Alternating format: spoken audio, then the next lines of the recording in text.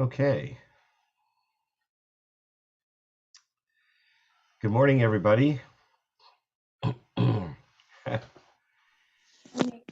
morning, Rabbi. Good morning. Good morning. So this morning we're gonna have one of our guest speakers coming in this morning in about 8 minutes, and her name is Barbara Kozlov, and she is this year the president of our sisterhood. So the purpose of the class today is to talk about the next steps in the conversion process, what the ceremony is like, what the steps leading up to the ceremony are like, but then kind of to look at what comes after the formal conversion ceremony, which will include, joining a Jewish community. So for those of you in Houston, hopefully that would mean Beth Yeshurun. And so we're going to have some members of Beth Yeshurun's community, our community here, to talk about different ways you can get involved in the community. As I mentioned, kind of in the first class of our of this year, becoming Jewish is not just about your personal faith and personal relationship to God. That is important. That is part of what Judaism is about. But it's also about joining being part of a community, being part of a people. And so wherever you end up, hopefully you will join the community that's there. Just give you an example. I was just talking to somebody who left Houston, and she now lives in a small town in another state. And there's not so much of a Jewish community there. There's, a Jewish community in a city that's not too far away. And, when you're not in a big city like Houston, there's not always a lot of options about where to join. And you may not feel like your views about Judaism or whatever, may be different. Maybe there's only a Reform synagogue there and you feel more traditional than the Reform synagogue. Or maybe there's only a Chabad there, and it's quite possible that Chabad would not recognize you as Jewish. Some Chabad rabbis are very open and friendly anyway and would welcome you in and may try to reconvert you to their to their community. But wherever you are, it's you'll have if you're in a smaller town, you'll have fewer choices. But still, that's part of what it means to be Jewish, is part of that community. And so it's kind of like a family. You may not agree with all your family members.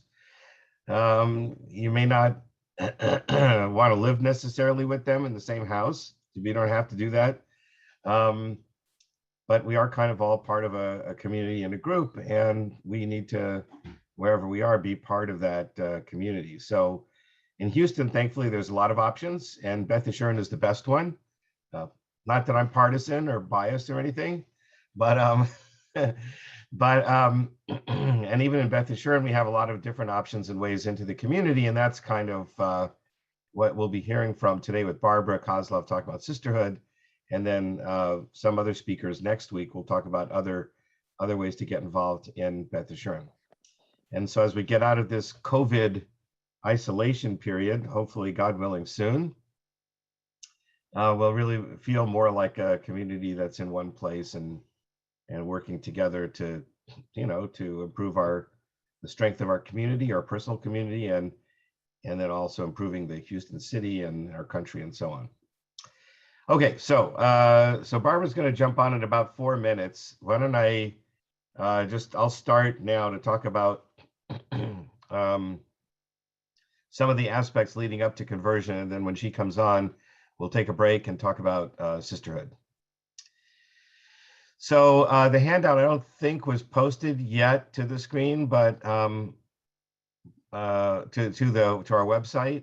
But you did get a copy from, hopefully by a handout from an email from Lisa this week. Did everybody get the handout from Lisa? Yeah. Yeah, I did. Yeah. So it has a bunch of stuff that I kind of threw all together. So the first thing on the list here is these essays.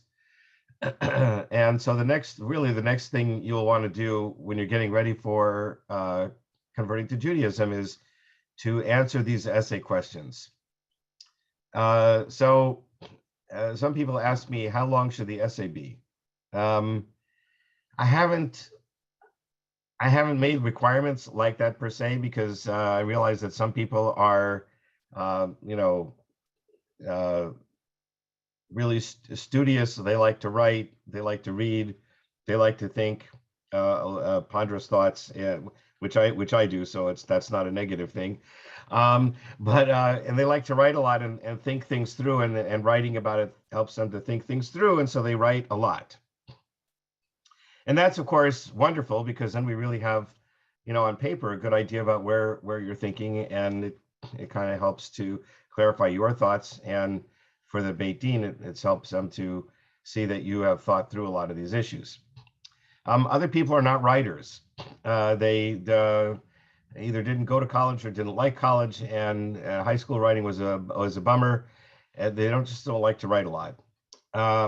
So you can write something shorter, but write something shorter that's meaningful, that really answers the questions in a meaningful way, so that you yourself can sort of put on paper what you think, and other people can see what your thoughts are as well. So these are the questions. So I wrote here, take as much time and as many words as you feel need to address the issues. We already have a, let's see, hold on 1 second, stop sharing. Okay, there's a question in the chat. Finish my essay and sent it over. Right, yes, I did get it. Haven't had a chance to look at it yet. We'll get back to you. So yeah, you can write your essays anytime now, and then just send them to me by email if you'd like to. And I'll take a look at them. And then I like to go over them with you, I guess in a Zoom meeting or something, so we can discuss it.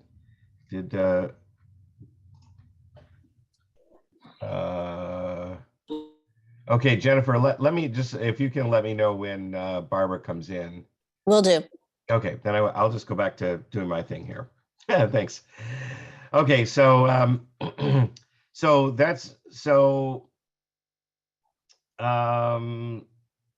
we need your contact information and so on. You have to select the Hebrew name. Selecting a Hebrew name, this is something you get to do. Very few people get to choose their own names. Mostly our parents choose our English names. And if you're born Jewish, they choose our Jewish names as well. So my name was chosen for me. But you get to choose who you want to, what your Hebrew name is going to be. This is an opportunity for you to say, pick a name that means something to you. So I'll just give you a couple of ideas about choosing a name. It seems like many American Jewish parents, at least my generation, would pick an English name first. They wanted to pick an English name they liked, and then they'd take the first letter of that English name, and they'd pick a Hebrew name that began with the same sound as the Hebrew name. So, for instance, my parents decided they liked Stephen. Not sure why. I don't, it's my name. I don't mind, but they chose the name Stephen, and then they took the S sound and they gave me the Hebrew name Simcha. Actually, they did another thing with that name, which is very commonly named after an ancestor who's passed away. That's the Ashkenazic tradition, to name new babies after someone who's died, so that you can remember this ancestor. So I was actually named after my great aunt, and that's another story. But I ended up meeting my great aunt's daughter in Israel after I graduated college. I had not known anything about the family before that, so it was quite an experience. My great aunt was murdered in the Holocaust, along with almost their entire family, except for her daughter, who managed to survive and eventually made Aliyah. Anyway, so I was named after her, Simcha. By the way, so some Hebrew names are good for boys and girls. Simcha was the name of my great aunt, so it was a girl's name. But and when I went to Ulpan, I studied Hebrew in Israel. Sometimes the Hebrew teachers would say, Simcha, what kind of a name is that for boy? And then I would remind them that the foreign minister I think it was a foreign minister in Israel at one time was named Simcha Dinitz, who was a man. I said, oh yeah, I guess it's also a man's name. Anyway, so you get to choose the name. So it could be a name, again, like the first letter sound of your English name, or it could be your English name translated into Hebrew. So if your name is Rose, the Hebrew word would be Varda. Varda is the Hebrew equivalent for rose for women, or Shoshana is sometimes translated as rose. So you can choose a name that's the meaning of your English name. Or you can choose a name from the Bible, a character in the Bible you like, or some other name that has a particular meaning. So anyway, if you want some help choosing a name, we can Zoom together.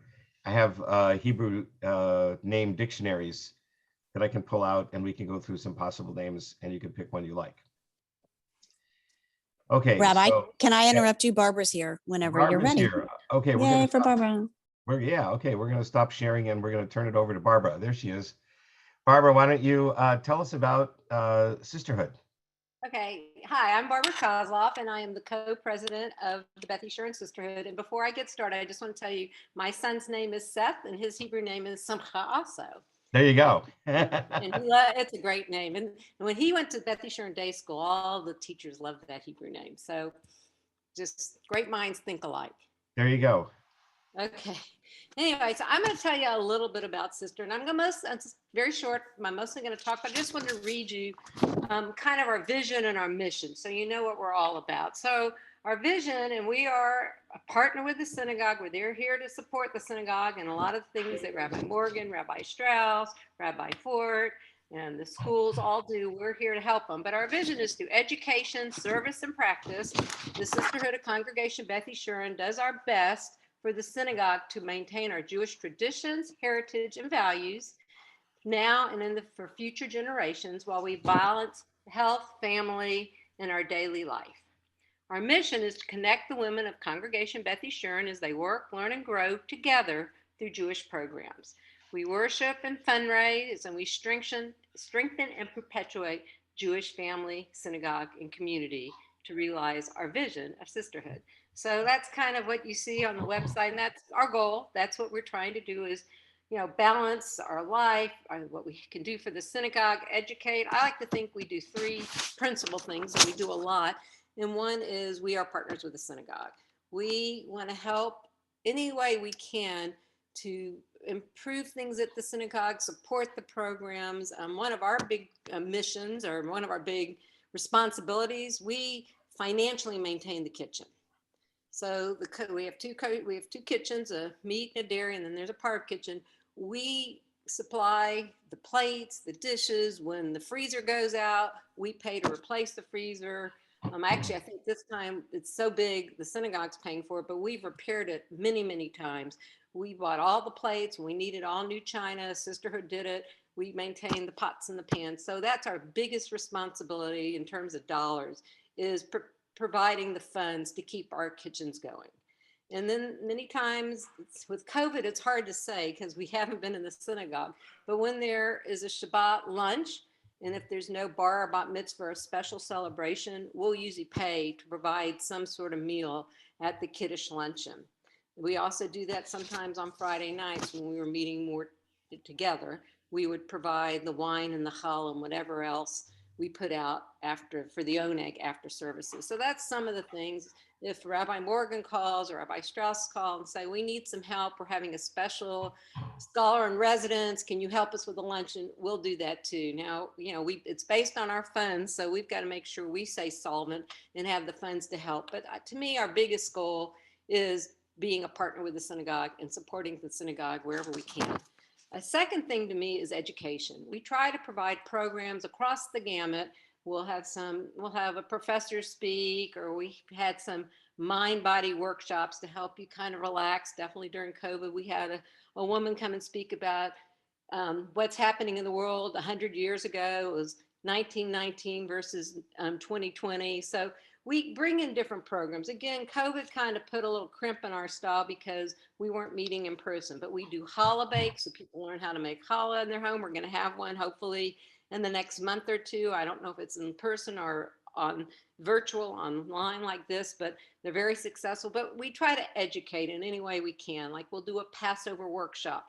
and we'll bring women together and we'll have a series of recipes and menus. One time our Passover workshop was just how to set your table and make pretty floral arrangements to go with your Passover Seder. But we do try to educate. And the third thing is, I think, just camaraderie, networking, friendship.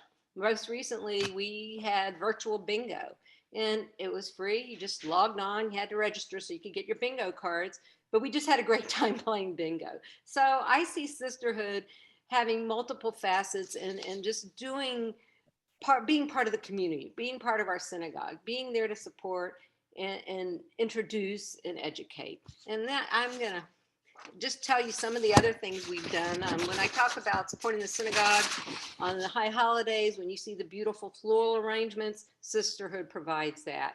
When we're supporting our members, we haven't been able to do it because of COVID, but usually if one of our members, family members passes away, we provide a homemade cake that we make in the kitchen at our synagogue, we call it a shiva cake, but it's a spice cake that we take to the family. We send notes when we hear someone sick or someone passed, we'll send a note just telling sisterhood's thinking of you.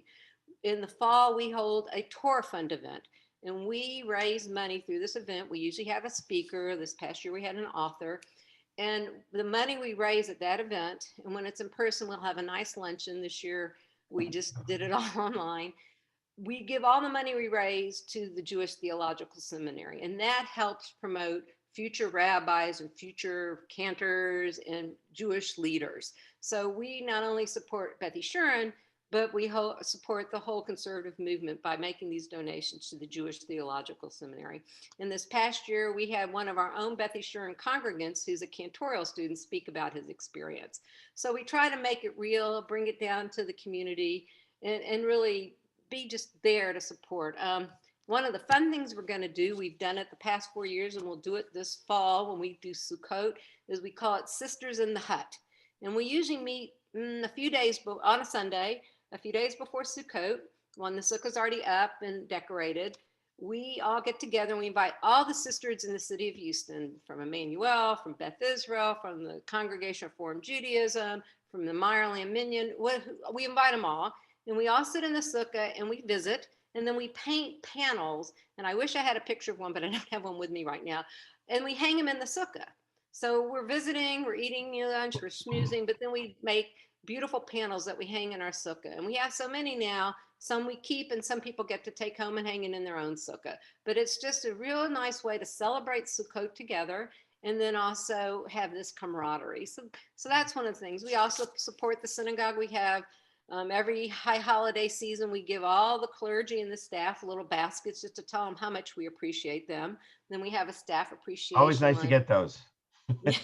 Yeah. So we're just, I don't know. I feel like I'm rambling, but we do a lot of very interesting things. One of the this year we partnered with the synagogue and we brought in Dr. Eva Eager, who is a Holocaust survivor, 93 years old psychiatrist. And we partnered together to bring her in, and it was a virtual, but we had, quite a few people online listening to this fascinating person tell us her life story and how she makes the most positive decisions and how to stay encouraged with what life deals with you. So it's just things like that. So I've been involved. I was introduced to it from my mother over 50 years ago. Back then I got to be a model in one of the fashion shows back then, but I've been involved, but we've definitely changed it. It's not my mother's sister anymore. We're trying to reach out to everyone and provide a little something for everyone. Like I said, we have fun things like bingo. We have some serious lectures. We get involved in the synagogue. And I'll ask a question. The last thing I want to say is, so we do two other things we sponsor. One, once a month, we have the gathering place where sisterhood members kind of coordinate it, but we have a lot of volunteers, but we have people who are seniors who have some sort of memory loss or dementia, and they come and spend half a day with us. They come in the morning, we sing songs, we always do an arts and crafts project, we provide them lunch and some entertainment, and it's a nice way for their caregiver to get a little break. Some caregivers come with the senior who's attending the gathering place, but they get to meet with other caregivers, and some drop them off and come and pick them up when it's over. So we sponsor that once a month. We also we pack lunches and snack boxes for search and for kids meals. So once a month we gather and we put together packages, like a lunch pack for search and snack packs for the kids. And we have, again, they're all sisterhood Search is volunteers. the homeless shelter place. Yeah, Search is a homeless shelter, and that's for adults, and we give them adult. But the kids meals is a Houston organization where it's mostly during the school year and also before COVID was for preschool kids who didn't get nutritious food. So we provide a little pack of, non-perishable foods. We color the bag that we put the food in, and we take it down to kids meals and they distribute it. And we do that once a month. It's on, I think, the third Thursday from like 9 to 10 or 8, 9 to 10. We've had to limit the numbers because of COVID, but hopefully when we open up, and we're about to open up any day now, we'll have more people. And it's one, we're doing a service to the community, and two, we're having so much fun as we sit and pack bags. So that's just a very quick overview of what we do and what Sister is all about. All of you are welcome. I mean, even men, if you want, we have men, we have more. The person who won our biggest bingo thing, the blackout, was a male. So it's open for everyone. We want everyone to enjoy. We just want to be an arm of the synagogue that provides support and also provides, a fun outlet. So that's kind of, sisterhood in a nutshell. I don't know if I think That I went sounds over pretty my good. time limit there. So bingo was the most recent thing you did, right? They had a bingo program. Yes, that was the most recent thing we did. And it was so popular. Two things we know we're going to probably be doing fairly soon is one is another bingo. And then I think we're going to push the challah bake into right before the high holidays, and we'll have a challah bake, and hopefully it will be in person, and we'll all get together, and Sandra Finkelman, who's one of our sister members, will teach us how to make challah. But the most recent thing we did was bingo, and that will probably be the next thing we do together. And we've got a few speakers. We think we're bringing in a chef who made a cookbook, and she makes all kinds of hummus. So I think we're going to have her speak in the fall. She might be virtual, but we might get to meet together. But might be that's one of the programs we're looking at. And So at the bingo event, did people get to? I mean, it was over Zoom, I assume. So it was over Zoom. I have to tell you, Jennifer coordinated it. Was wonderful. So what it is you had to register on Zoom, or you had to register, and it required both, I guess, two devices, because you watched me or whoever on Zoom as we called the numbers, but you had to have the card, I guess. If you could print your card, or you had to have the card online, but you registered, and the day of you could have two cards. You just hit that link to that app and you got your cards. So if you could print them, then you could just play it on your desk and just listen with the Zoom. But if you wanted to do it electronically, you'd have one screen or your phone with the card, and one screen with me calling out the numbers. So I would imagine normally with a program like that, part of the idea is you get to come into the building, you're meeting people. There's some time when before you're playing the game, after playing the game, you get to meet people. Was there any way to interact? Zoom is really hard to do that, but was there a way to interact with all? Well, we did, because we didn't start on time, so we did interact. And there are a few people that it was open to everyone. It was a sisterhood event, but it was open to everyone. And there was a mother on the call that I hadn't seen since all three of my children went to the day school at Beth Yeshurun. But I hadn't seen this mother since Jackie Wedelick. I hadn't seen her literally since her daughter had been in Beth Yeshurun day school with my son Seth. So it was like, oh, Jackie, how are you? So it was kind of fun. So we did visit a little beforehand. We played our game, and then anyone who wanted to stay on and visit afterwards could. Yeah. So it was, but it was on a screen. But yes, I talked to Jackie for a while, and a few other people just wanted to sit and chat, and we did. But it's not the same as being in person. Yeah, so hopefully starting in the fall, we'll be able to do more things in person. And Challah Bake is a really good program for people who want to. First of all, it's there's nothing like the smell of fresh baked challah in the house, I have to say. And it kind of does make Shabbat, at least Friday night, when the fresh baked bread is still in the air. It makes it very special. But you can also, if you're baking your own challah, you can make it with chocolate chips or raisins, or put anything else you want into it. And so learning how to do that is a fun exercise. And of course, it's also a social occasion. if you're able to do Right. it together in one place. So Right. Yeah. Yeah. We do it at night when we do it at the synagogue, and we usually have some wine and cheese. And the nice thing is, so you'll learn how to mix the dough. We talk a little about. We either do a prayer and a little bit about the history of challah or so on, while the bread rises once, and then Sandra teaches us how to braid it. And there's like 10 different ways to braid a challah, or more, but she teaches us several ways. And then you put it on, we give you these aluminum tins, but you actually bake it at home. So you get to take it home, ready, almost ready to pop in the oven. And it does smell wonderful once you bake it yeah, at your house. yes. So I will make sure when we plan on, Rabbi Morgan will know and he can get the information to you. But it's a fun event, and people, I will tell you, both virtually and in person, over the last 2 years, that's been our most popular event. And there's an email list for sisterhood, right? You have an email list you send out notifying people Yes. of the. Yes, if you want to, I have some, if you want to give, you can send it to me. I'm BG Koslov, KOSLOV at AOL.com, or send it to Rabbi Morgan. I will add you on. We send out constant contact notices. And so I have a long list, and you can get, we're going to do a newsletter. I'm working on a newsletter right now. So you'll know what Sisterhood's doing, and then you can sign up for events. And virtually everything pretty much has been free. We don't charge. We just invite you to join us. As Sisterhood also we need runs. to make some money. So Yeah. as we start coming back live, and there might be greater expenses, but our fees for whatever are usually pretty nominal. And there's a membership. Is there an annual membership fee?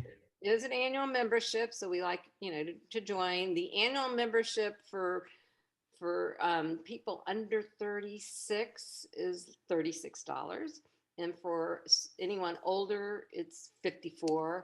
And then if you're a senior and you're 80 and over, it's free. But we'll work with you. We want to encourage people to join Sisterhood. So we're working with you. Another thing we do if you have children and you're a member, we give scholarships to children who are going to go to a Jewish sleepaway camp. So if kids are going to Camp Ramah or Camp Young Judea and you're a member of Sisterhood, we give us $300. So that's one of the perks of being a member of Sisterhood, that we do support kids going to Jewish sleepaway camps. And if you have a child who's going to go on a trip to Israel, either through Emory Weiner, my son didn't go through Emory Weiner, he actually went through BBYO. We give a one-time scholarship fund for a high school age child to go to Israel. And that's $500. And you run the gift shop. Oh, I forgot all about it. Yes, we run the gift shop. And that's a part of the synagogue. We do have one paid employee, but all the volunteers are all Sisterhood members, and we do run the gift shop. We're opening up. I just got an email. I think next week they're going to start opening up. Right now, it's been kind of, you had to call and make an appointment, and she'd open for you. But I think we're going to start operating regular hours come like next week. So we do. Thank you so much. I mean, it's on my list, and it's on my list. Yes, we do run the gift shop. You have mezuzahs and mezuzah parchments and candlesticks for Shabbat and all that stuff. Right. And we have, if someone wants a tallis, we have tallis for men, tallis for women. We have, in every holiday, we have for Passover, she's got everything you need, the Haggadahs. Right. And then we do have beautiful candlesticks. We have challah boards and nice challah knives. But in Hanukkah, she has these trays. So we've got, everything. I know for me, for Passover, I got my Kiddush cup there. I have a Miriam's cup there. I have my Harosa bowl there. So we have a lot of beautiful things. But you definitely can, things you need, like your mezuzah, talit. We have all that. And we have one of the better selections in town, because people will tell me, we come to your gift shop to get the things we need for Jewish tradition, bar mitzvahs and such. Right. So if you're looking for an alternative to Amazon, you want to break the monopoly, come to Sisterhood Gift Shop. Yes. And I saw someone in the chat ask, do we have a website? Our website's embedded in the Beth Yeshurun website. So if you go to, I think it's bethyshurun.org, and I think there's one that says our community or something, we're a link under that. It says Sisterhood, and it will tell you how to become a member. Yeah, okay. That sounds good. All right. Well, thank you, Barbara. Are there any other chats? Do you have a website, Mezuzah, scroll? Yes, the scrolls for Mezuzah is also, right? Right. Oh, yeah. And I'll be honest, they have both kind of The printed fancy copy scrolls. one. And then we have the parchment, which is a little bit more expensive. So we Yeah. have both. Right. You can get it. And I have to be honest, because of COVID, I'm not sure how great our stock is right now, but we can get anything. If Yeah. you need it. If we don't have it, Michelle can get it. So we Right. do have the mezuzot and all the parchment that you put inside. Right. Okay. Well, thank you, Barbara, for giving a great tour of sisterhood virtually online. And Thank you. and anybody wants to join, so either if you remember Barbara's email address or send to Jennifer Rosenzweig or myself, you can just send me an email saying you want to be on the list, and we'll forward it to Barbara, and she'll add your name to their constant contact lists. So you'll be getting all the. Well, thank you for including me, and good luck to all of y'all. So Okay. I hope to see you soon and in person. Yeah. All right. Thank you. Thank you. Thank you. Okay. So let me, I'm going to share the screen for a second. I want to show you, this is sisterhood's page. So from our community here, there's a drop-down menu, and sisterhood is right there. And 100 Jewish Men, we'll have somebody speaking about that next week. And we'll have Rabbi Fort talking about family programming and so on. So we'll have some speakers talking about other aspects of our community then. Okay, so let me go back to what we were showing before. And that was the essay questions that we were talking about, choosing a Hebrew name. And now we're ready to do the essay questions. So the essay questions are, describe the process that led you to want to become Jewish. So for those of you who I've already met, and hopefully I've met pretty much everybody in the class, at least once on Zoom, that was kind of one of the questions I asked you at the beginning. So this is an opportunity to, again, kind of describe, now that you've sort of been through the class, describe the process that led you to thinking you wanted to, what encouraged you to want to join the Jewish people and convert to Judaism. So that's the first question. And again, be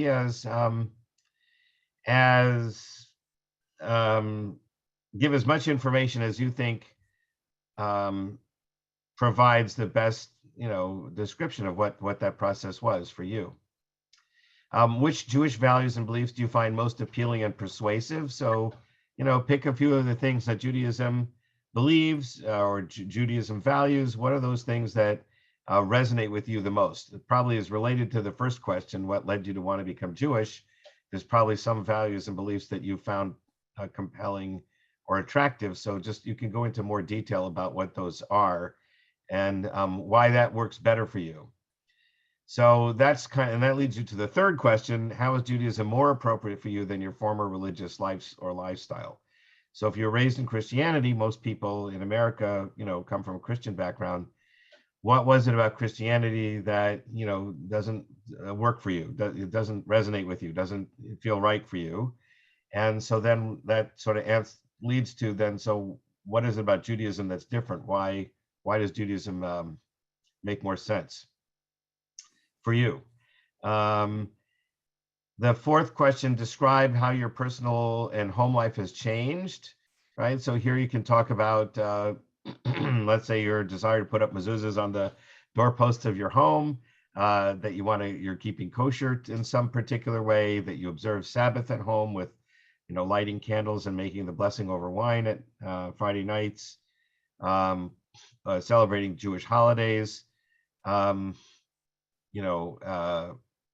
it may have changed your relationships at work, perhaps. Hopefully not for the worst. Hope you don't have anti-Semites that you work with. But, people who are curious about Judaism and you tell them you're converting and how that might have, affected your relationships at work or whatever. What's changed about your moving into the Jewish tradition? And then describe your self-identification with the Jewish people in relation to Israel, world Jewry, the local Jewish community in your synagogue. And here, this question is relating to that issue I mentioned, that it's not just about your personal faith, which it certainly is important, your personal faith and convictions, but also about joining the Jewish people. So how do you identify? Now, that doesn't mean, like I said before, you don't have to agree with every Jew, certainly on every political issue in America. But you know, how do you find that despite whatever differences in other areas of our lives, you find you can identify with Jewish people in the areas of Jewish faith and tradition and being part of the Jewish community?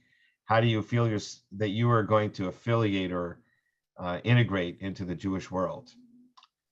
Then the specific question about fulfilling the mitzvah of tzedakah, which is giving to charitable organizations.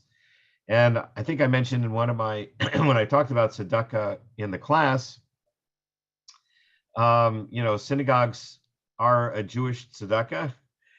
Being a member of the synagogue, you know, the synagogues, unfortunately, you know, this is the way America works. Everything takes money to run. So if you want to have a building with lights and air conditioning to pray in, and rabbis and cantors to lead services and teach, you know, that all costs money. So it's important to support those institutions. Obviously, tzedakah extends beyond just your Jewish community, your synagogue, to the Houston community generally and worldwide, supporting, you know, charitable organizations that do good work. So this is an opportunity to talk about which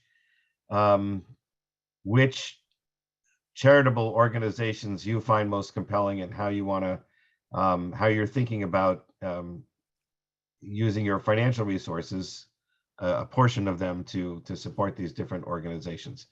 And then what is your commitment to prayer and religious services? Everything's been online this year, so that's in one way easy. You don't have to leave your home, especially if you live far away from Beth Yeshurun. It's going to be, you know, starting in the summertime and into the fall. It'll be more of a commitment to drive into the synagogue. But the advantage of coming in and being in person is you'll feel much more part of the community. It'll be easier to feel that you're joining a community because you'll see everybody, you'll be able to interact. And particularly when we have the luncheons after Shabbat services Saturday morning, you know, there's an extra half an hour, 45 minutes where you're eating and you're visiting with people at your table, or maybe you'll, you know, wander around the room and meet other people. And that's how community is formed. So a commitment to praying together and doing religious services together. So so that's all part of it. So if you think about it, I didn't add in here your commitment to future Jewish learning. I should add that as another question. How do you plan to continue your Jewish education?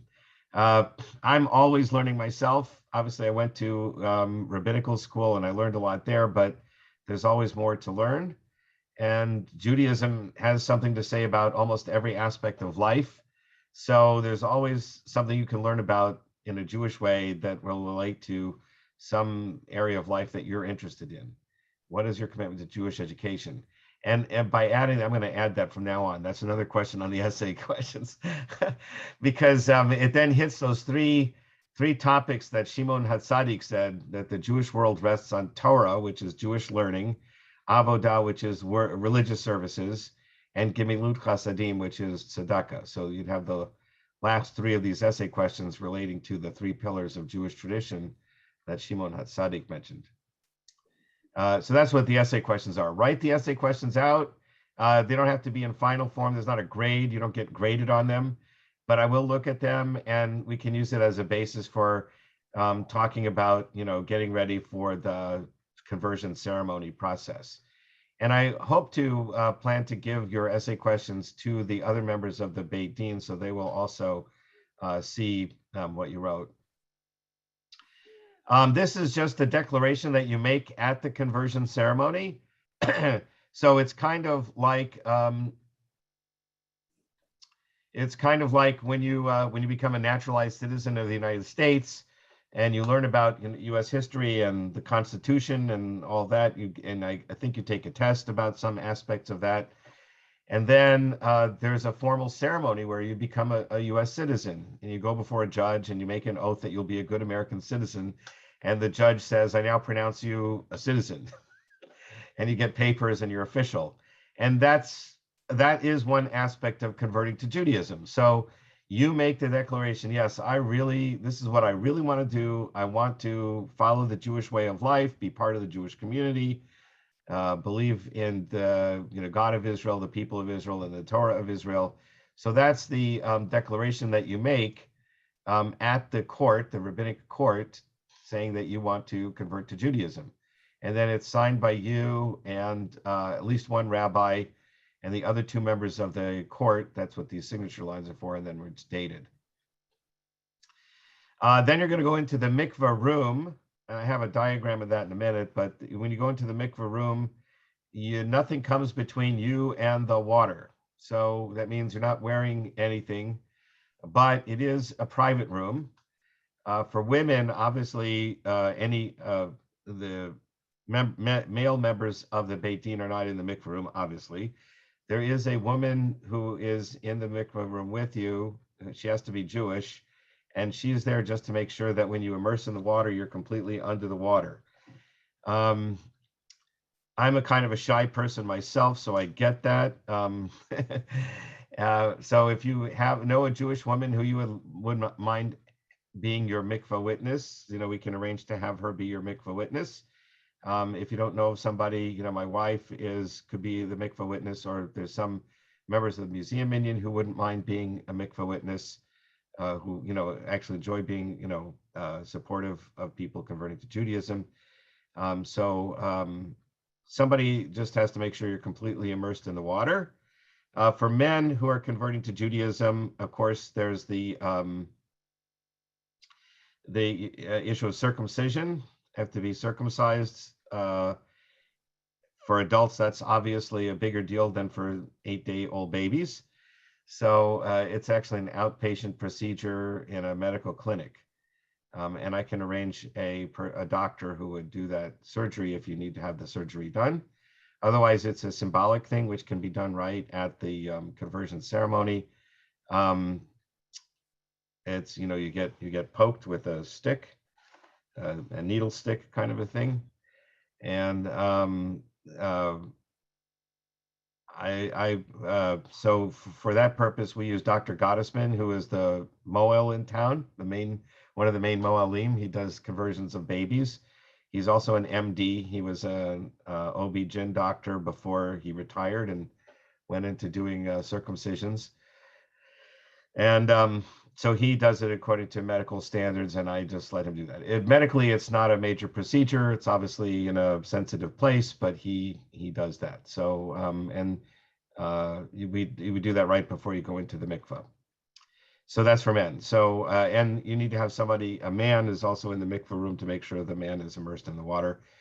Usually it would be one of the members of the Beit Din. Okay, so you go into the mikvah room, and then you recite these two blessings. So the first blessing is the blessing that has the formula that we use for any mitzvah, any commandment. So like when you light Hanukkah candles or Shabbat candles, it's Baruch atah Adonai, blessed are you, the Eternal One, Eloheinu melech haolam, our God, King of the universe. Asher kidshanu b'mitzvotav, who has sanctified us. Kadesh is holy, so has made us holy. B'mitzvotav, with his commandments. V'tzivanu, and has commanded us about hatvilah, the immersion in the mikvah. So the formula up to V'tzivanu is the standard formula for doing any commandment, like Hanukkah candles, right? Hanukkah candles would be Baruch atah Adonai Eloheinu melech haolam asher kidshanu b'mitzvotav v'tzivanu lahadlik ner shel Hanukkah, to light the candles of Hanukkah. And so it's just the ending, the last part, that is different. And in this case, we're praising God for the commandment to immerse in a mikvah. So that's the first blessing. Here it is in English letters. And here's a translation, which I guess I have to update now. I try to use modern language here a little bit, but this is a pretty good translation. And then the second blessing is the one we recite on all special occasions. So all festivals, at a bar mitzvah, it's frequently done at a wedding. So other kind of special occasions, it's thanks God for bringing us into life and sustaining us and enabling us to celebrate this special occasion.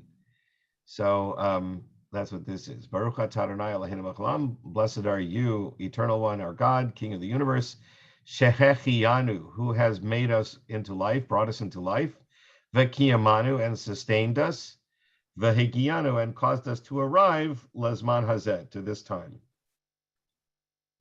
So those are the two blessings.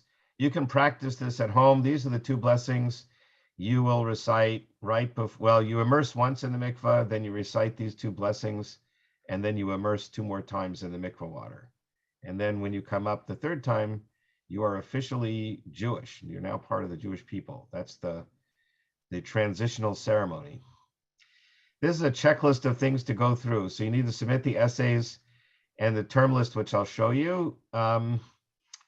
I haven't been a stickler for the term lists, but they're mostly for you to help you feel comfortable, in conversation with Jews about things related to holidays or life cycle events. They're terms that most Jews know. I'd say most Jews know probably at least 2/3 of those terms. So if you know those terms, you will feel like an insider and less like an outsider. When I learned Spanish in high school, our Spanish teacher, for 2 years straight, taught us 100 Spanish idioms. Idioms are sort of idiomatic.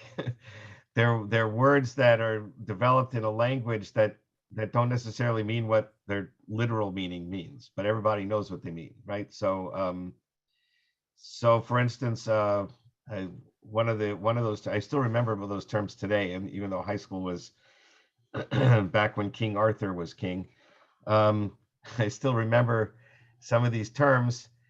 So for instance, to say a wallflower, right? Somebody who's not the life of the party, kind of the opposite of the life of the party, is called a mosca muerte, which means a dead fly, right? So all you Spanish speakers know what a mosca muerte is. But the point is, if you learn idiomatic language expressions like that in a foreign language, and you throw them into your conversation when you're talking to a person in that language, they think you know more than you really do, right? Because only an insider would know what these idioms mean. And so that's the idea of the terms list. It's a crazy list of 300 something terms, but if you know those terms and you can throw them around, everybody will think, wow, you must have been born Jewish. How do you know all these things? Right? So it makes you more of an insider, right, than an outsider. That's the purpose of it. I'm happy to look over your list. I should require it, actually, so which is what I did say over there. But definitely look over that list and hope at the very least you'll hopefully feel comfortable with a vast majority of the terms on that list, that you know what they mean. Nowadays, when I first developed that list, it was really before Google, just to tell you how long this has been. Now you can probably Google most of those terms and come up with a Wikipedia answer for almost all of them. So it's not a difficult task. You used to have to get a special dictionary. So men, we said hatafat dam brit, that's where you get stuck with the needle. Women need a mikvah witness, which we can talk about to who you're going to select. The cost of the mikvah at UOS is $180. We are in Houston very lucky that the Orthodox synagogue in town has a kosher mikvah that the rabbis for decades now have insisted be available to Reform and conservative rabbis to do conversions.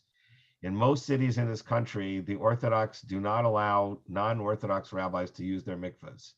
They don't want to have any part in converting people if it's not to their standards. But the rabbi here at UOS has insisted that they want it to be a public mikvah available for the entire Jewish community. And so they maintain it. And one of the ways they pay for the cost of maintaining it is this fee, $180. So you pay $180 to UOS, If you would like, you can also make a donation to the members of the Beit Din. We haven't traditionally charged for the Beit Din in the past, but I've been talking to my colleagues around the country, and most of them do charge for a conversion. So if you want to make a donation either by check or cash to the members of the Beit Din, I would say a reasonable contribution or donation would be something between $50 and $100 per person. That's for the members of the Beit Din. On the day of the ceremony, as I said, nothing's supposed to come between you and the water, not even makeup, not even hairspray. So there is a shower at the mikveh room. Here, I'll show you the diagram down here. So the mikveh, this is not drawn to scale. There's a doorway down here in this corner. You go upstairs, stairs outside the building, and then there's a doorway that goes into this special room. There's this reception area where the Beit Din stays. Right now, this is where you would also make the declaration that you want to be Jewish, that declaration that I showed you before. And then you go into one of these two changing rooms on either side of the mikveh room. And each of the changing rooms has a shower and a toilet and everything you need. So if you can take a shower when you get there if you want. And then there's doors. I didn't draw the doors in, but there's connecting doors between each of the changing rooms and the mikveh room. And there's doors opening to the reception room from each of those rooms.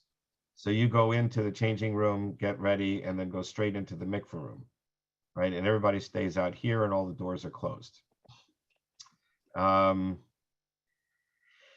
So that's how it works. You get into the mikveh room and then your mikveh witness will come in after you're in the water.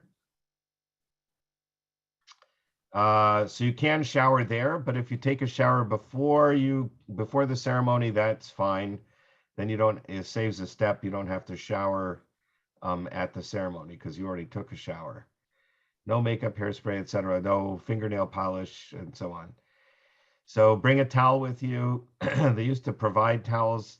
I'm not sure if they're doing that again or not, but just in case, bring a towel with you. So after you immerse once, there's 7 steps on the right side here going down into the water. It's chlorinated. It's kept like a swimming pool. So it's kept clean and chlorinated and heated. So it's very comfortable. You go into the water, you immerse, you do the 2 blessings, immerse 2 more times. And then you're going to come back into the changing room, dry off, get dressed, and then come out into the reception area where we do the final blessings. We used to be able to use their chapel at UOS, which was very gracious of them. They let us basically use the whole facility there, including their chapel. They didn't have to do that, but they did.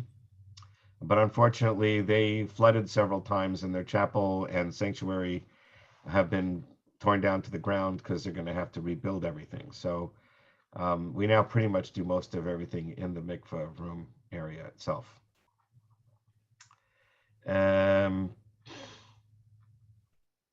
Okay, we talked about Hebrew name.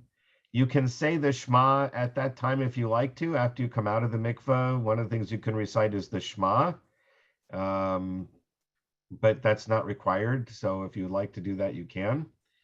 The blessings we talked about, phone numbers, and then if you want to arrange a Jewish wedding afterwards, we can do that too. We have a family who converted 2 years ago now, and they're going to have a Jewish wedding this summer. They've been married obviously for years, didn't have a Jewish wedding, so now we're going to have a Jewish wedding. And UOS is located at Green Willow and Bracewood. Let me pause here for a moment and see if there's some questions.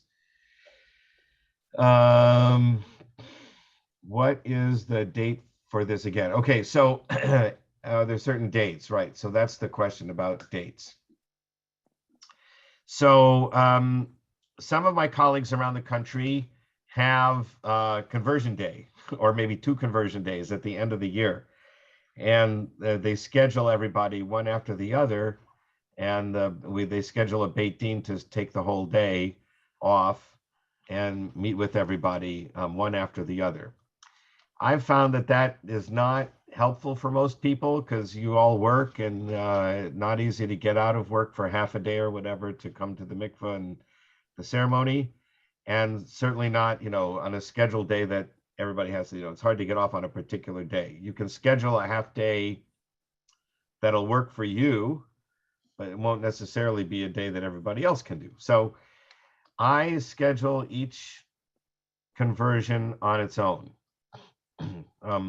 Last year was different because we didn't have the mikveh. Because of the virus, the mikveh was closed and we had to go to Galveston. So we did do 2 days of conversion Beit Dins. And then we took 2 trips to Galveston and went out into the bay. It's a natural mikveh body of water. But now that we're able to do it back at the mikveh, each person, when we meet, we'll go over your essay questions and we'll pick a date and a time. And assuming the mikveh is available, which my secretary will do within a day or two, we can confirm that the mikveh is available. We'll get the other 2 members of the Beit Din, and it'll be a time you can do. The whole process takes about 1 hour from the beginning to the end. So you don't have to take even a half a day off from work necessarily, but it's good to probably plan on maybe a half a day off. Diane is coming into the waiting room, so I'm almost out of time now. Let me see if there's any other questions here. This is the long terms list here that I gave you. It deals with different holidays and then life cycle events and other kinds of things in the synagogue, Jewish history. So that's all of those terms. If you're familiar with those terms, you will impress all the Jewish people. Like I said, most Jewish people only know about 2/3 of those terms. This was the original goals and requirements, which I don't have time to go over now, what I gave at the beginning of the class. What is the point of the program? It's to learn about the Jewish way of life and thought by doing these various things. And the more you do, the more comfortable you will be as part of the community, right? And since we're a conservative synagogue that uses a lot of Hebrew, learning Hebrew is helpful to feel comfortable in the service, which is what Diana's going to do in 30 seconds. And then here's some other things that hopefully you've been able to do during the course of the year that again will help you become more comfortable being part of the Jewish community. And then an article from My Jewish Learning on converting. My Jewish Learning is a great website now. They've got a lot of great information. These links are live. You can see the little hand figure here. If you click on it, it'll take you to their website where they have these articles. Okay. Any last questions before I say goodbye?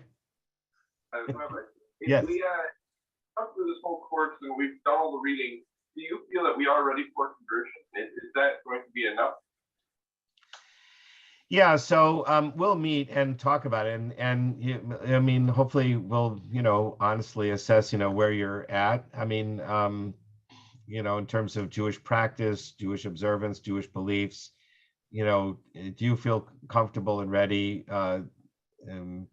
Do I feel like you get it? Which, if you've been diligent in taking this class and if you're doing the readings and everything, you definitely, I think and after all of that, you say, yeah, this is what I really want to do, then you can be pretty sure you're ready. and then we'll just set up the date and time and you can do it. Yeah. So we should call you, Rabbi, to set up an Yes, appointment? right. So yeah, call.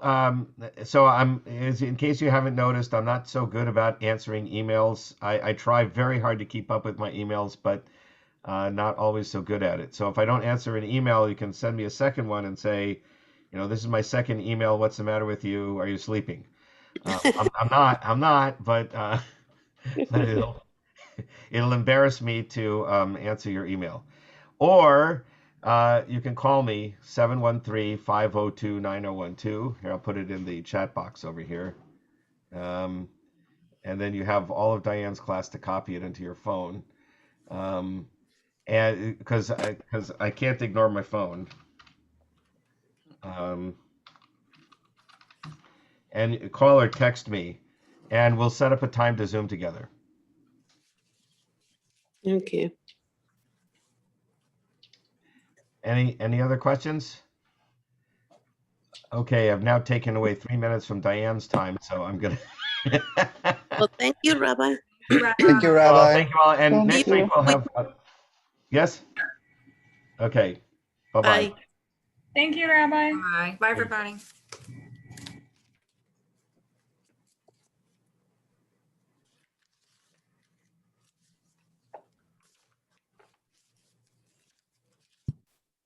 Shalom. Shalom. Good morning, Shalom. Manishma. Hakol tov. That's good. Oh, Great. kacha kacha. Baruch Hashem. Baruch Hashem. Baruch Hashem. Oh, Baruch Hashem. Okay.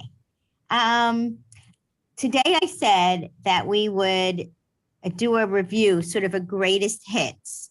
And we'll go over some vocabulary, but we can't do, it's a lot of random vocabulary in this book. And I would be glad to teach, if I had enough people willing to take the class, I would be glad to teach a class just on prayer book vocabulary. There's a lot of great curriculum. The point of this book was like to use some vocabulary to help you learn how to read. It wasn't really oriented towards vocabulary so much. Okay, let's start. I'm basically going to go through all of those little sections that had unusual sort of reading rules that you might not intuitively figure out. So let's start on page 14.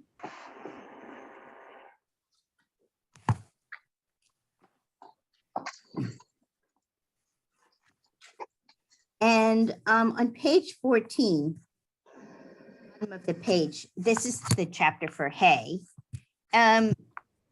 When hay is at the end of a word and doesn't have a vowel under it, it is silent. There is one exception.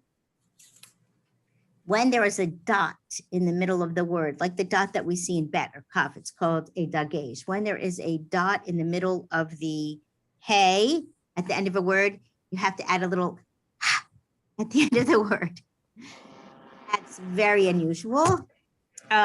So if you take a look at the bottom of 14, somebody like to volunteer to read the that line where it says ending and beginning at the bottom of 14. Would anybody like to volunteer? I will. Okay, thank you. That beginning and ending, right? Right, ending and beginning, that's right. Habat, Kala, Hatal, Lama, Mara. Good, Lama and Mara. Very, very good. Okay, that's correct. And let's see, we could, well, I'm not, all right. On page 15, I just want to point out a vocabulary word at the bottom. Some of the vocabulary is just a combination of words that they gave us in different chapters. So here we have Shabbat ha-kala. Right, and ha-kala has hay with a vowel at the beginning and hay without a vowel at the end. Shabbat ha-kala. And what is a kala? Bride. A bride, right. So the Shabbat ha-kala means the Shabbat bride. Shabbat bride. Okay. Let's go on to page 19. And it's giving us one rule at the top of 19 for Shiva. Then maybe we can, maybe if you have something to write with, you can write down some other rules while we're at it. So when a Shiva is in the middle of a word, it usually makes no sound. It just stops the syllable, like mal, ka, mal, ka. So if you go down to, on the same page, page 19, let's go down to line 7. And we have multiple examples here of Shiva stopping the syllable. So we have bach, ka, and then the third word, karach, ta, Next word, machra and halachta. So shva is really, really useful to us in figuring out where the syllable ends. And line 8, halachta, and then the fourth word, ka and mashka, right? So, but now let's talk about some other rules, and maybe I'll put them in chat. See everyone. So if there is a shva under a consonant with a dagesh, what happens if there's a shva under a consonant with a dagesh? With a dot. If the consonant has a dot, is the shva silent or is it sounded? Silent. Well, it sounded, but it's my fault because I obviously didn't spend much time on that. So it was completely reasonable answer. It is sounded. So if a consonant has a dagesh in it, a dot in it, then the shva underneath will have a sound. It won't be silent. So that's another rule that I can do. Okay. So what if there are two shvas in a row? Which one is sounded? Now, obviously, we're going in the Hebrew direction. If there's two shvas in a row, which one is silent and which one is sounded? The first one is sounded, the second one is silent. Yes. Now I have to think. The second one is sounded. The second one is sounded, right. The second one is sounded. Second one is sounded, right? Because the first one is ending whatever syllable came before it.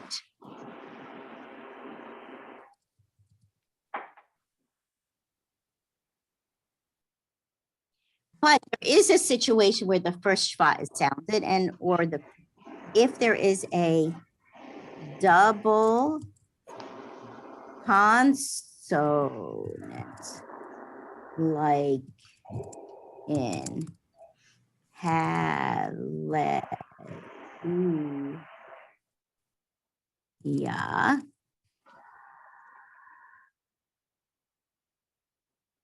So if there's a double consonant like in hallelujah, oh, I put 3, I should have only put in 2. Oh, well, sorry, I'm gonna write it again. I want to spell it the way it would be in Hebrew. Yeah, it's a little hard looking at transliterations, but I don't really have a Hebrew keyboard for this. So hallelujah is actually 2 lameds in a row. Hallelujah. It's 2 lameds in a row. But anytime you have 2 consonants in a row, like ro, mem, mu, you have 2 consonants in a row, you're going to pronounce the shva under the first consonant. Okay.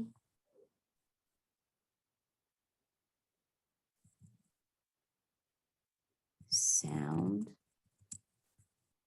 shva under first consonant. Right? So hallelujah. That's when you sound the shva under the first letter. Hallelujah or Romemu. I'm sure there are many others, but those 2 would come from the prayers and I think of them immediately. Okay. So, but we always pronounce the shva at the beginning of a word, right?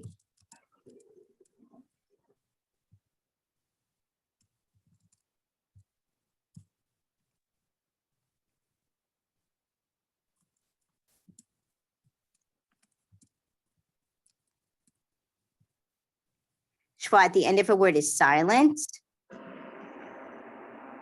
Single shva in the middle of a word is usually silent. A single shva in the middle of a word is usually silent, but you might see a single shva when you have a double consonant. It's not silent in that case, right? And it's not silent if there's a dagesh. So there are exceptions to that. If you see a shva and you're not sure, you're always in your favor if you do it silently, right? You should, if you're not sure, just guess that it's silent, all right? Okay. All right. So I know that that was a little bit complicated. Next week, I'll send out some exercises just for all the different shva rules and we can go through them. There's a book, another book that I have that has a whole chapter, the shva, and shva is really important. So strangely enough. Okay, let's continue on page 48.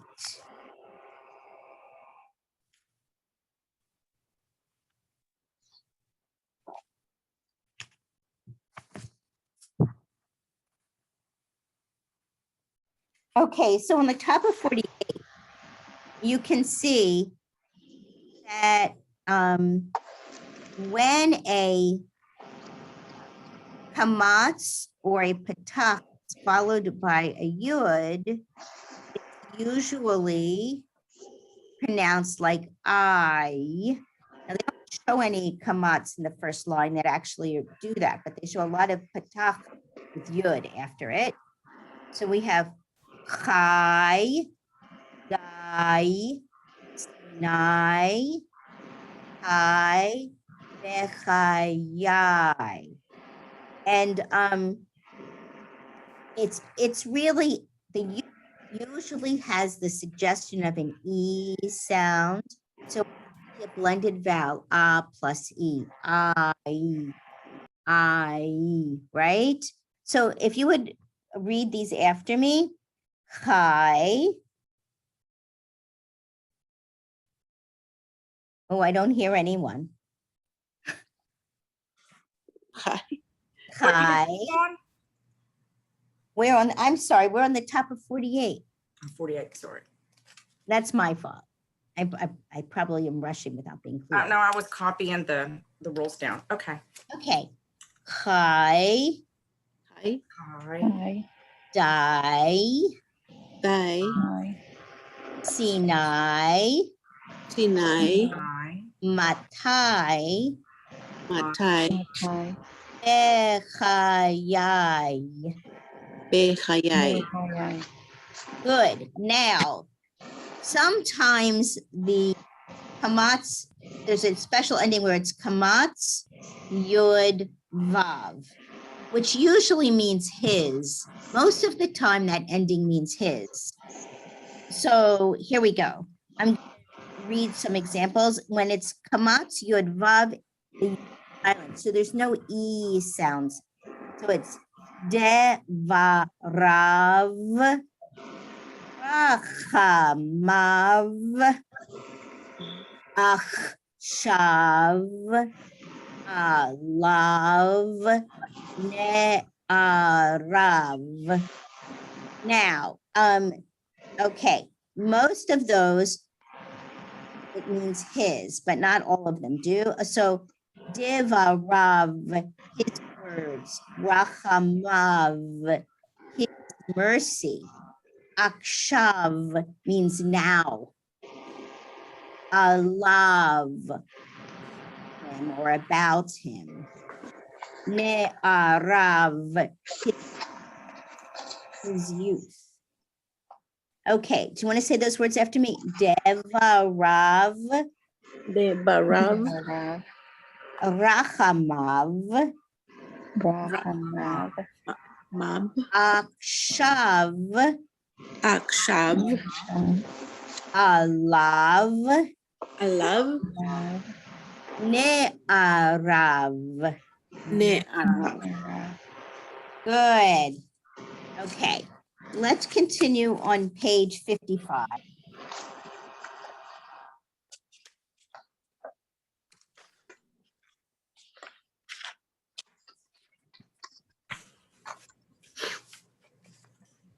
Okay, so there's a reading rule. When there is an O vowel, the cholam vowel, followed by a yud, end of the word is pronounced oi, oi, as in the word boy, boy. Now, okay, so now the experience in Hebrew for oh my is oi vavoy. Can you say that? Oi vavoy. Boy. Oh boy. Boy. You will have many opportunities to say this word in your life. So you should, and usually it's like this, oi boy. Oi boy. I'm just Okay. saying, there's a lot of hand language involved. It's oi vavoy. So I would say saying oh my is have the true energy of oi vavoy. Okay, we're going to come back to this page a little later for vocabulary. Okay. So let's see, what was the other?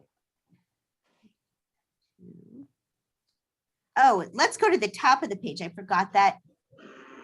That's really important too. So we know that cholam, the vowel cholam, usually sounds like an O, and here it says ro. So sometimes the O has the sound vo, like sivo or avo. If there is a vowel under the letter before O has the sound vo, right? So on line, where does the O have the sound vo? The first one? Right, meets vote. Is there any place else? I don't think so. It's, well, let's see, there's one more. There's one. If there's a vowel under the consonant preceding the O. Do you see the other one on line one? Anybody? The third one? Yes, third one, the third one. Does anybody want to try to say it? I will. Oh, somebody just, good. I want to say thank you to everyone who said it. I heard two people say it. That's good. Avoni, right? It's like my sin, avoni. Okay. On line, I'm not going to do the whole page, but on line 2, can you give me some other examples of where there's a vowel preceding the O so that you would say vo? Bemitzvot. Good. Be mitzvot.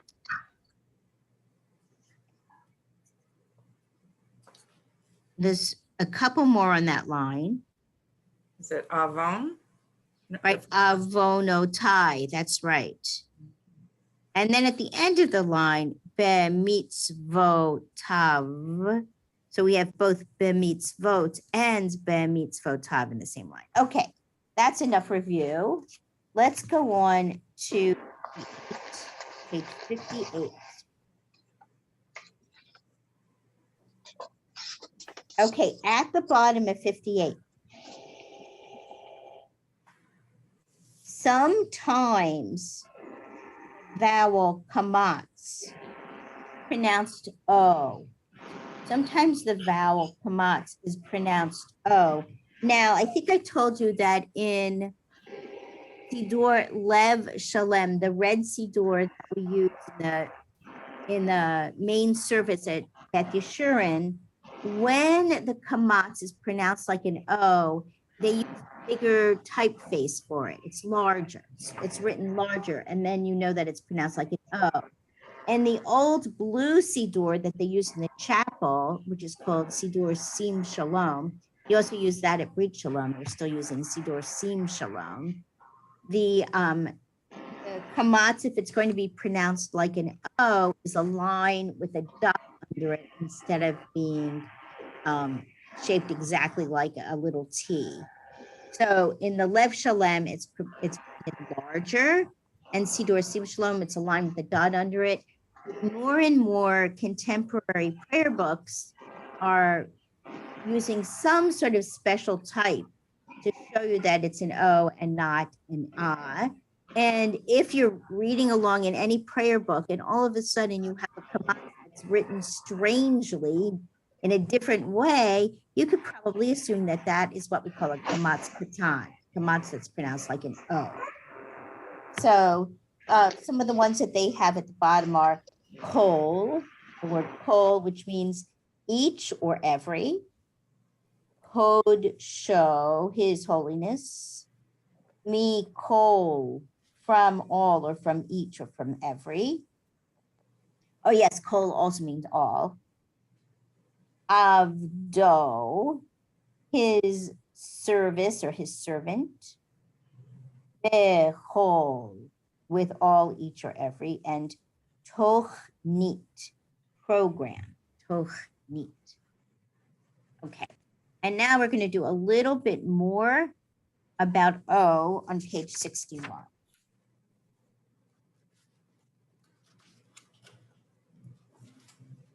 Okay, so at the bottom of 61, we have the kamatz, only now we have the kamatz with a shva in front of it, which I'm trying to remember, but I think that's called chataf kamatz, or maybe it's called kamatz chataf. Let me look it up. Chataf kamatz, right? When the kamatz has a shva in front of it, kamatz kataf. But anyway, just remember a kamatz with a shva in front of it is pronounced O, like Oniya, Oni, Chodashim, Omarim, Uranim, Shorashim. Okay, when the vowel, let's see, when you have a kamatz in front of, before, in other words, before a chataf kamatz, both are pronounced O. And lots of people don't do this, but this is how it's supposed to be done. So it would be Oholim, Sohorayim, Mohorat, Noomi, Sohola, Mohoratayim. Okay, the one that's I never heard anybody actually do is the word Naomi in Hebrew. I've never heard anybody say Naomi, but maybe they do. I've never heard it said that way. I've heard Naomi. I've never heard Noomi. And maybe people say that. Okay. While we're at it, I just want to point out at the top of page 61, there are more exercises for when you have a shava in front of the O, right? So if you want to explore that a little bit more, there are these exercises at the top of 61. Okay, let's continue on page 75. I hope that this is okay for you. I know it's very kind of detail-oriented stuff. The truth is, when you study Hebrew, usually you just don't stop with the aleph bet. You keep taking class after class, and if you take class after class, you're going to get these grammar and pronunciation rules over and over and over again. So this is really just an introduction to all of this material. So, okay, on 75, sometimes in Hebrew, it's a little bit lazy and they won't print out the whole holam vowel when we have a shin, because they think shin already has a dot. So why should we waste another dot or print a holam when we can just share the dot from the shin or the sin? So here are some examples. Moshe, right? Normally the O would come right after the mem, but it's just sharing the dot with the shin. Moshe. Who is Moshe? Moses. Moses, of course. Good. All right. And shalosh. Shalosh. Na. So here we have a sin that's sharing its dot. Na so. Sason. Nehoshet. Sonai. We asked a few weeks ago if sins also shared their to make the sound O, and here is the answer. Yes, they do. Yes, they do. Okay, let's go to 77.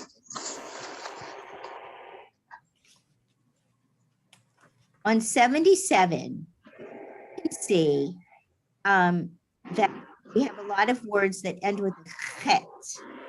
It's extremely common when a word ends with chet and it has a patach under it. And when it has patach under it, we pronounce the patach first. So we don't say ho-ha, we say ho-ach. If you have a chet with a patach at the end of a word, you say ach, ho-ach, mo-ach, re-ach, no-ach, si-ach, echo-ach. Okay, why don't we practice just that line? I'll say each and then you just say it right after.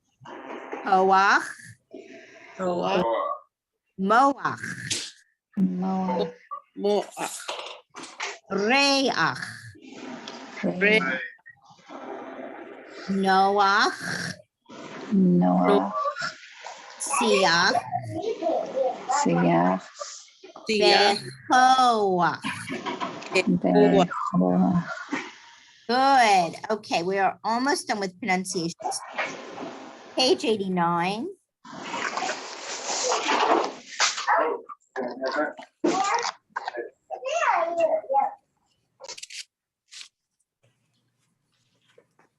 Okay.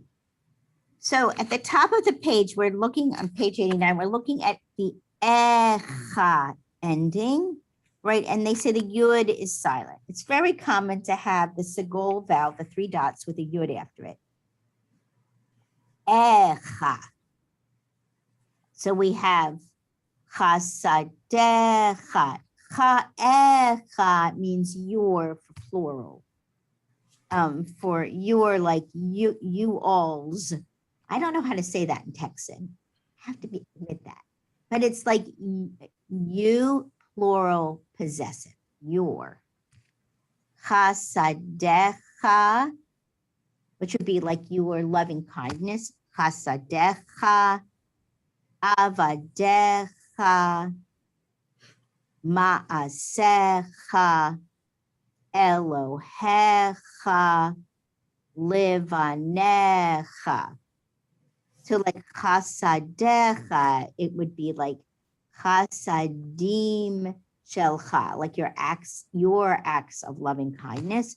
Avadecha would be like your servants. Ma'asecha, your deeds. Now, the word Elohim, although we translate it as God singular, is a plural word. So Elohecha means your God. Livanecha, your children. Okay. And then finally, 93, this is the last pronunciation thing.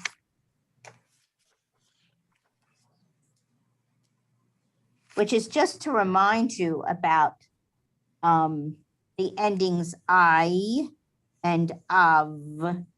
So if you have a patach with a yud, it's I, Shaddai, Alai, Adonai, Elohai, Sinai. Now, if we go at the bottom of 93 to line 3, if you have kamatz yud vav, how do you pronounce kamatz yud vav? Does anybody remember?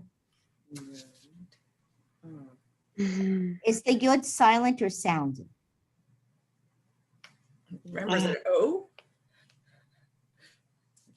It's not O. Devara. It's right. It's silent. The yud is silent. So it would be on line 3. Oh. Love, Einav, Yadav,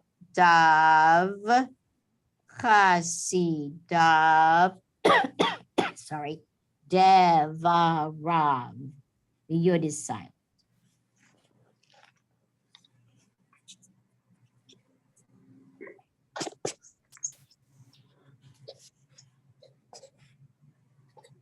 Okay. Now let's go back and do some vocabulary. There is a lot. First of all, there is the vocabulary that comes with each chapter. So if I just, maybe I'll just go through this list and see how many of these you know. So don't look, but Shabbat, just say what it means, Shabbat. Rest day. Right? Great. Shabbat is Shabbat. Friday night and Saturday, Shabbat. Shamash. What is a shamash? Helper. Helper. Helper. What is a kala? Bride. A bride. Beracha. Beracha. Blessing. Blessing. Havdalah. Separation. Separation, and that's how we refer to the ceremony at the end of Shabbat, Havdalah, when we move from the holy to the profane, from Shabbat to a weekday. Ve'ahavta.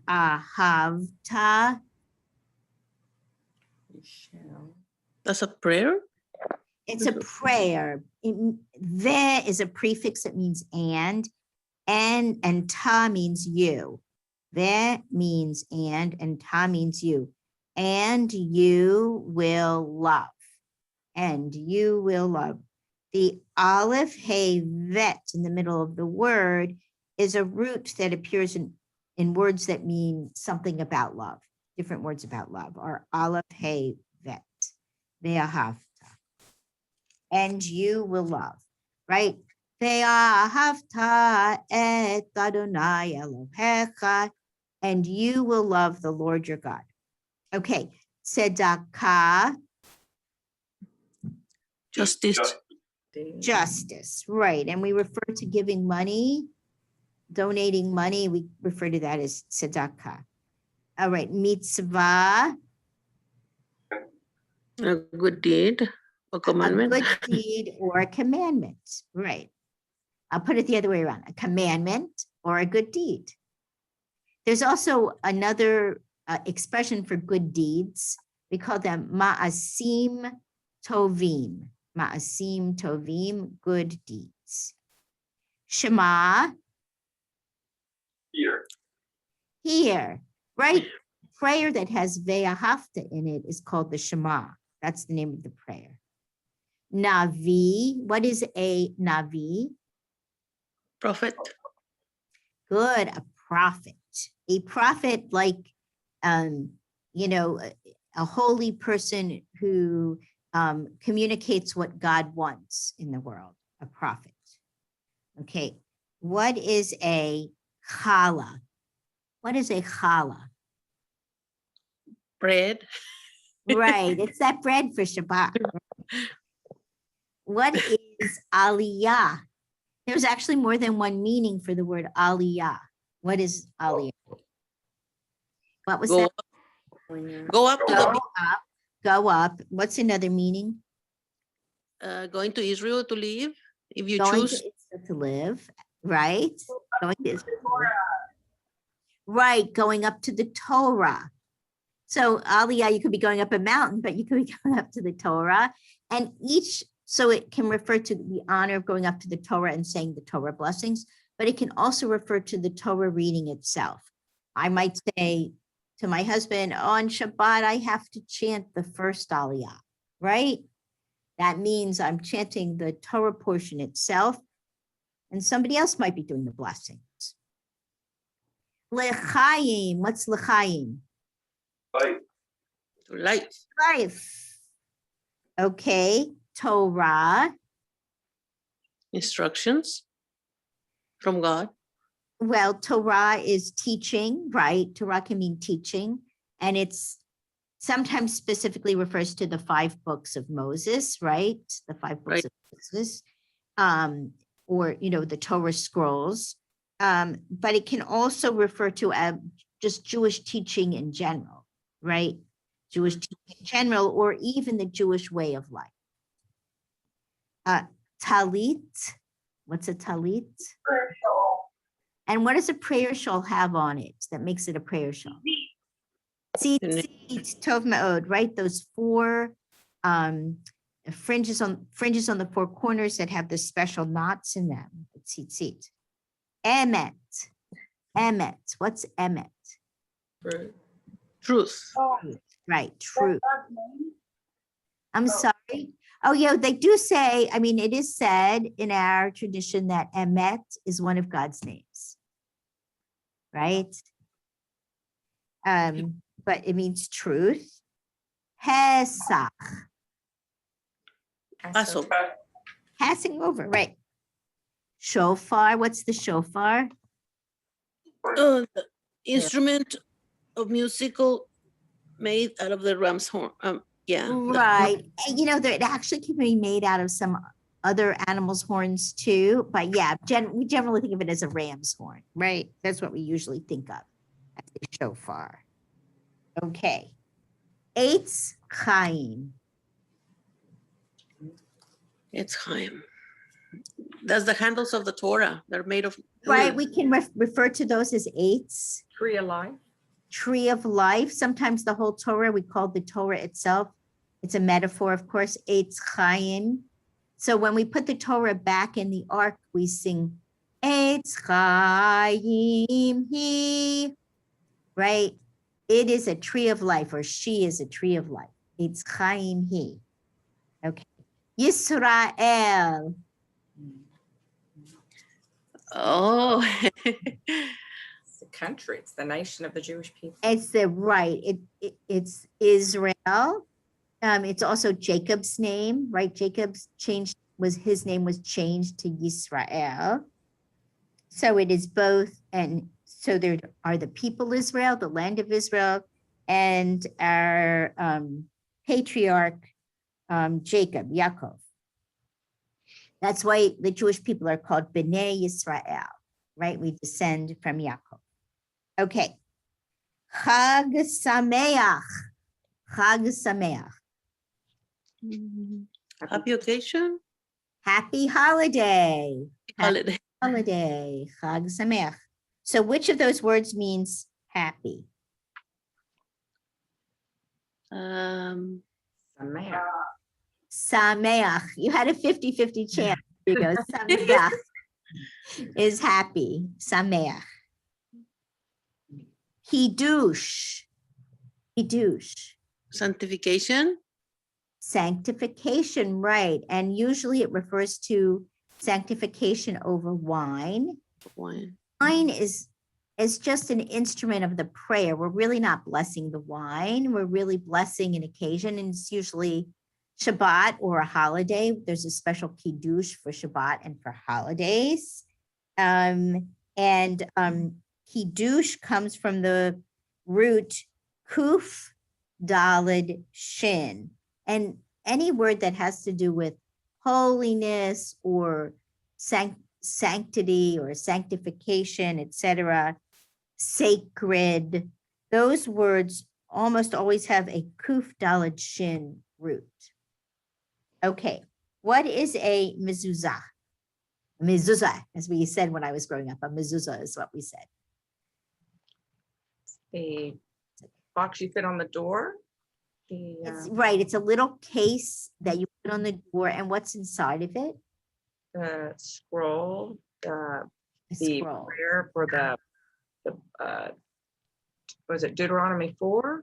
It's right. It's part of the Shema. Part of the Shema that's in there. Okay, very good. And we have another word with that bet, resh.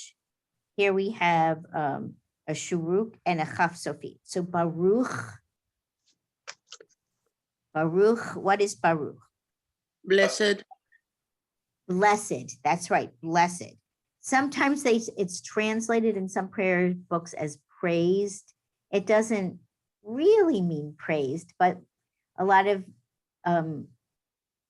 theologians, a lot of rabbis have said, how can we bless God? God blesses us, and that's why when it says, Baruch atah Adonai, blessed are you, God, some people feel more comfortable translating that as praised are you, God, instead of blessed are you, God. Okay, and Aleph, what is, it's just a Hebrew letter, right? It's the first letter of what?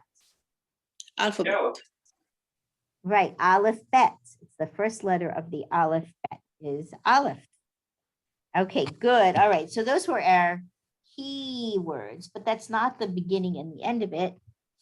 Oh, there's a lot we could do. Let's see. Let's go to page 63.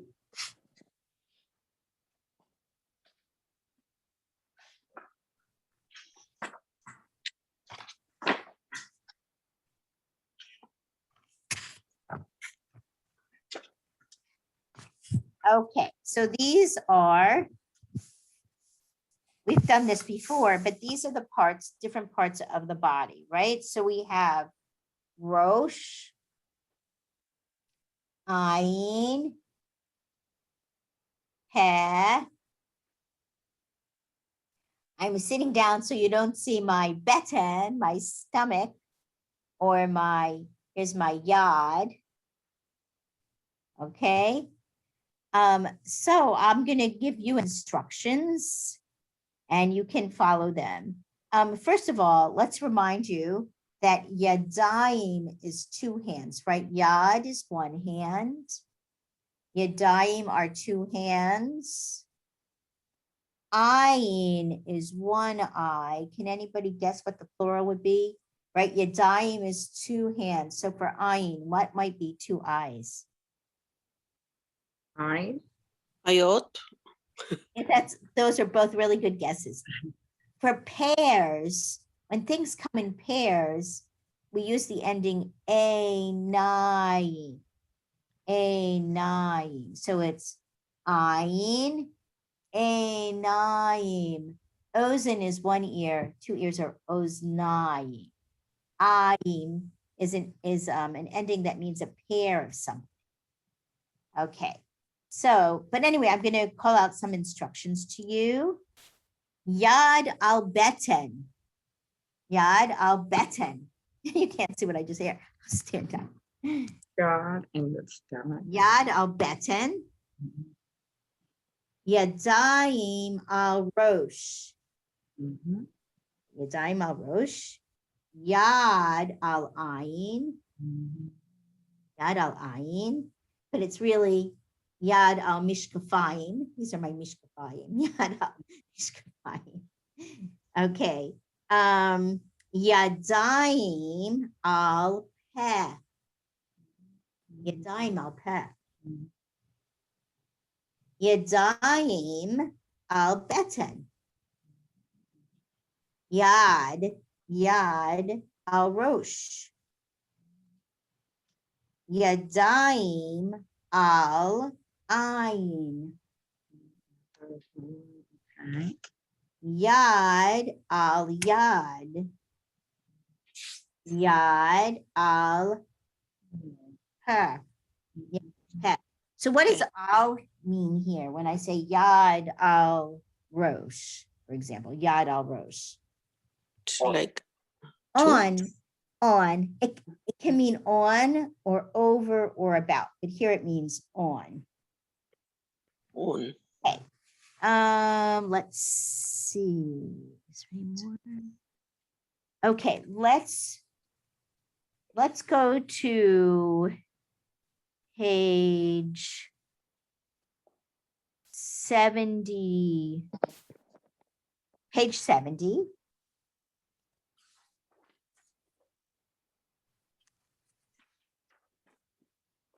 on page 70, at the bottom of the page, we're looking at the word lo. Lo means no, but it also means don't.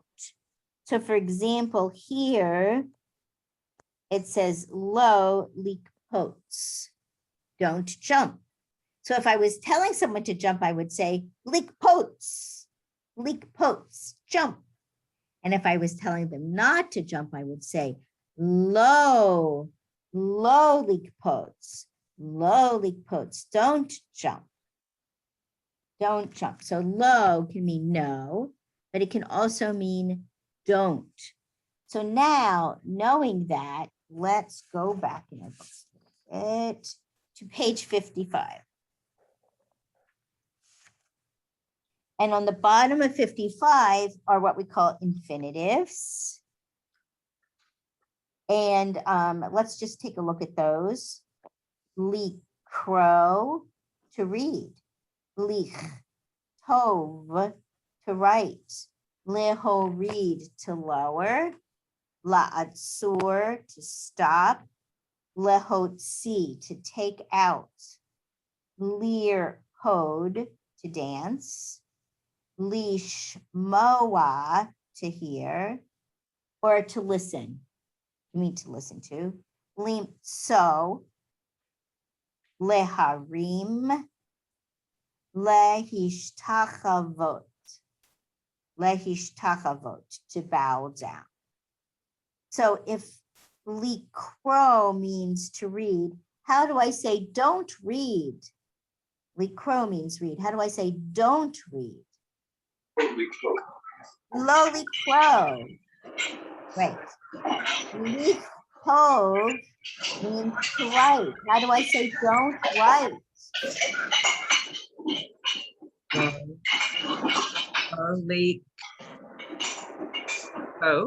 Right. Lowly tov. If la'atzur means to stop, how do I say don't stop? La'atzur is stop. How do we say don't stop? Lo la'atzor. Lo la'atzur. Okay, if lirkod means dance, how do we say don't dance? Low lear code. Low lirkod. Okay, you get the idea. Okay, very, very good. Now we're going to jump forward again. We're not going to do too much more today. Okay, let's just look at page 72, and I think that'll be it. I think maybe for next week, I'll introduce you to that book that I'm interested in doing, and you can decide whether you'd be interested in doing it too. Okay. Oh, so on the bottom of 72, are some sort of useful vocabulary words for a classroom setting or for an office setting. Say fair. Just say each word after me. Lizette, I'm gonna mute you because of the background noise. I'm so sorry. I apologize. Okay. Okay, here we go. Say fair. Say fair. He say. He said. Here. Here. Here. Delet. Delet. Chalon. Hello. Ritzpa. Iparon. Misparayim. Here, pairs again, right? I told you that ayim ending, right? So scissors have two blades, so they have that ayim ending. Misparayim. Misparayim. It. Machberet. Machberet. Machshev. Machshev. Machak. Now, back in the days when I took Hebrew in Israel at the Old Pond. You know, that was the kind of intensive Hebrew program that you go to in Israel. A lot of students would label everything with a Post-it note.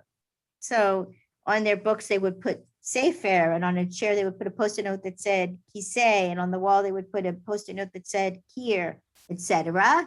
If you want to pick up a few vocabulary words, you could start here if you wanted to. So, but I've seen people do that. A lot of my friends in the Old Pond did that. I am going to have to say goodbye now, and happy Mother's Day to the mothers out there, and happy Mother's Day to the children of mothers. You too. Thank you. You Thank too. you. Thank you. Okay, See you take care. next See you week, next week. Everybody. Bye, everybody. Mother's Day. Bye.